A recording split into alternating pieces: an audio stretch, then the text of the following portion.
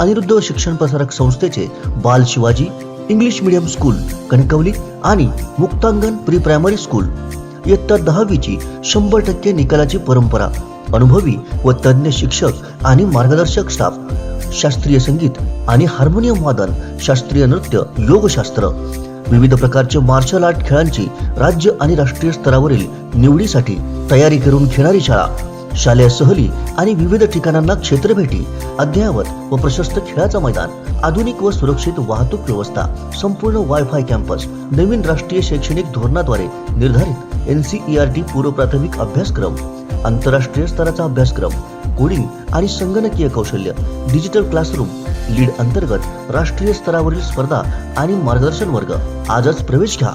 प्रवेशासाठी संपर्क अनिरुद्ध शिक्षण प्रसारक संस्थेचं बाल Shivaji English medium school Kankavli आणि मुक्तांगण प्री प्रायमरी स्कूल, अप्रतिम नगर, सापळेबाग, जानवली, कणकवली. मोबाईल 940492 1648 आणि 7841 83 18 96. मी यापूर्वी सांगितल्याप्रमाणे आपण डिस्क्वालिफिकेशन पिटिशन जेवढ्या फाईल झाल्या आहेत त्या संदर्भातला निर्णय हा लवकरात लवकर घ्यायचा प्रयत्न राहील आमचा. त्याचप्रमाणे आपल्या सर्वांना माहीत आहे की यातली प्रोसिजर लेंदी प्रोसिजर आहे. यात सर्वप्रथम पॉलिटिकल पार्टी नेमकी कोण रिप्रेझेंट करत होतं ह्याचा निर्णय होणं आवश्यक आहे.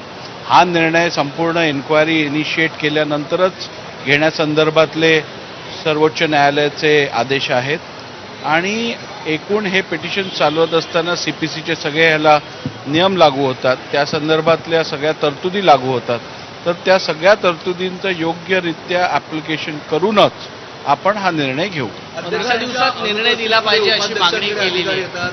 15 दिवसात निर्णय झाला पाहिजे अशी ठाकरे गटाच्या आमदारांनी मागणी केली. आता मागण्या सगळेच करतात, परंतु कायद्यानुसार कायद्याच्या ज्या तरतुदी आहेत, ज्या प्रोसिजरल ॲस्पेक्ट्स कंप्लीट करायचे आहेत ते सगळे आपण पूर्णपणे पार पाडल्यानंतरच निर्णय घेऊ. आपल्या सर्वांना माहिती आहे आपल्या ज्युरिस्प्रुडन्समध्ये हे कार्डिनल प्रिन्सिपल आहे, justice hurried is justice buried, justice delayed is justice denied. त्यामुळे आपल्याला घाई पण करायची नाही आणि कारणाशिवाय विलंबही करायचा नाही आहे. आपण सर्वांनी आश्वासित राहावं की जो निर्णय होईल तो नियमाच्या आधारावर, संविधानातले ज्या तरतुदी आहेत त्याच्या आधारावरती आणि सुप्रीम कोर्टने ज्या गाईडलाईन्स दिल्या आहेत त्या गाईडलाईन्सच्या आधारावरतीच आपण योग्य निर्णय घेऊ. अध्यक्ष नसताना उपाध्यक्षांकडे अधिकार होता.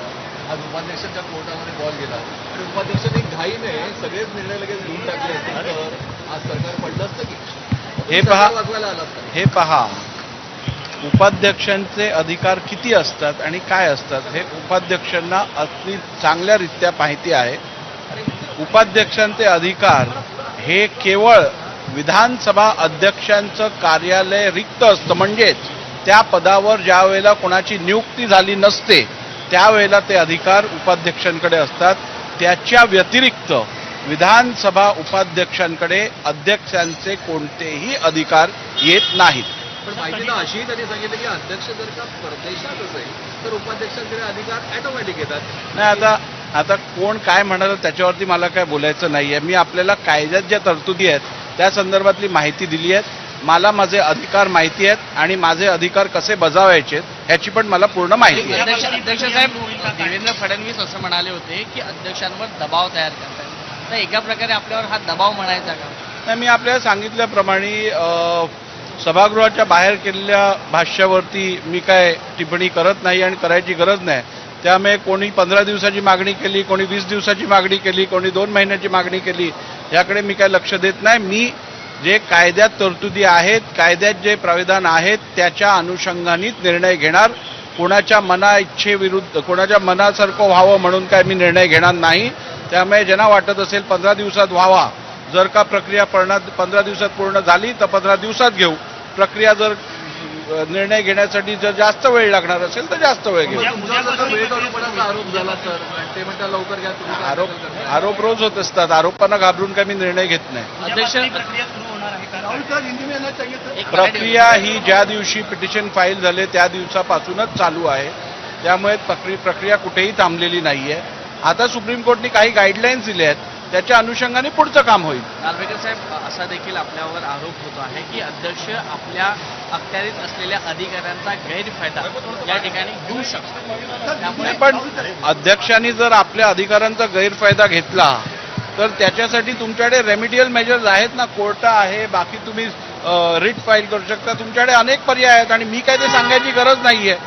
आणि मला खात्री आहे की मी ज्या सभागृहाचं प्रतिनिधित्व करतो, नेतृत्व करतो, त्या सभागृहाचा विश्वास माझ्यावरती असल्यामुळेच मी या स्थानावर आहे. आणि आपल्या मार्फत सगळ्यांना मी हे आश्वासित करू इच्छितो की मी जो निर्णय घेईन तो नियमांच्या आधारावरती असेल, तो घटनेत दिलेल्या तरतुदींच्या आधारावरती असेल आणि ह्याबद्दल सर्वांनी निश्चिंत राहावं. एक प्रश्न मराठीत की सगळ्यात मोठं कोणतं म्हणतात तर जनतेचा धर्म. पण तुम्ही आता मान सहमतीसारखी दर्शवली. जनतेचे प्रतिनिधी म्हणून मीडिया तुम्हाला विचारताय की तुम्ही निर्णय काय घेणार, तो संबंध आहे की जनतेच्या कोर्टात? मी निर्णय काय घेणार जर आत्ता सांगितलं तर मी जनतेबरोबर अन्याय करीन. कारण हा निर्णय घेताना आपल्याला सगळ्या बाबींचा विचार करायला लागणार. राजकीय पक्ष नेमकं कोण रिप्रेझेंट करत होतं, पिटिशनमध्ये जे आरोप केले गेले आहेत त्यात तथ्य आहे का, मग जे आरोप केलेले आहेत ते शेड्यूल 10च्या सेकंड पॅरेग्राफच्या क्रायटेरियाला मीट करतात का, या सगळ्याची आपल्याला माहिती घ्यायला लागेल. तडकाफडकी जर निर्णय घेतला तर परत सांगतील अध्यक्षांनी दबावाखाली येऊन निर्णय काही घेतला. कायदेपंडित असं म्हणतात की जी नोटीस जारी केली होती अपात्रतेची तीच चुकीची जारी केलेली आहे आणि अशा प्रकारचा सुद्धा निर्णय होऊ शकतो, कारण कायद्याच्या आधारावर ती नोटीस जारी होऊ शकत नाही. कितपत सत्य आहे? हे बघा, एकदा आपल्याकडे डिस्क्वालिफिकेशन पिटिशन फाईल झालं की नैसर्गिक न्याय म्हणून प्रिन्सिपल्स ऑफ नॅचरल जस्टिस ज्याच्या विरुद्ध याचिका दाखल झाली आहे त्या व्यक्तीकडनं खुलासा मागवला जातो आणि त्याला नोटीस दिली जाते. त्यामुळे त्याच प्रिन्सिपल्सवरती आपण नोटीस इश्यू केलेल्या आहेत आणि या संदर्भात काही लोकांनी अधिक वेळ मागितलेला आहे, काही लोकांनी पर्सनल हिअरिंग मागितली आहे. त्या संदर्भात पुढची कारवाई होत आहे. एकनाथ शिंदेंचं पृथ्वीपद आणि गटनेतेपद हे बेकायदेशीर असल्याचं कोर्टाने सांगितलेलं आहे. त्यामुळे याच्यात शिंदेची थोडंसं अडचणी आपल्याला वाढली आहेत का? याच्यात थोडं आपल्याला विषय समजून घ्यायची गरज आहे. कोर्टाने केवळ एवढं सांगितलंय की शिवसेना प्रतोद म्हणून भरत गोगावलेंना जे आपण रेकग्निशन दिलं, केवळ त्यावर त्यांनी ते योग्य नाहीये असं म्हटलंय. त्याचं कारण त्यांनी सांगितलंय की भरत गोगावले हे पॉलिटिकल पार्टीचे रिप्रेझेंटेटिव्ह होते का, ह्याबद्दलची आपण खातरजमा करून घ्यावी आणि त्यानंतर आपण निर्णय द्यावा. त्यामुळे भरत गोगावले किंवा एकनाथ शिंदेजी ह्यांची निवड ही कायमस्वरूपी अयोग्य आहे असं ते म्हणाले नाही आहेत. त्यांची निवड परतही आम्ही रेकग्नाइज करू शकतो.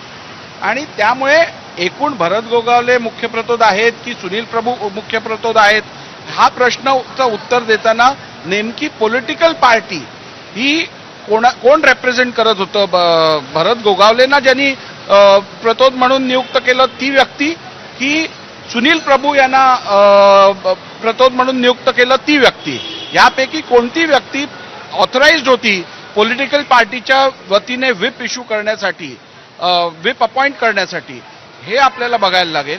आणि त्याचबरोबर आपण जर बघितलं तर ही संपूर्ण प्रक्रिया जी आहे ती पॉलिटिकल पार्टी नेमकी कोणती आहे ह्याच्यापासून सुरुवात होणार आहे.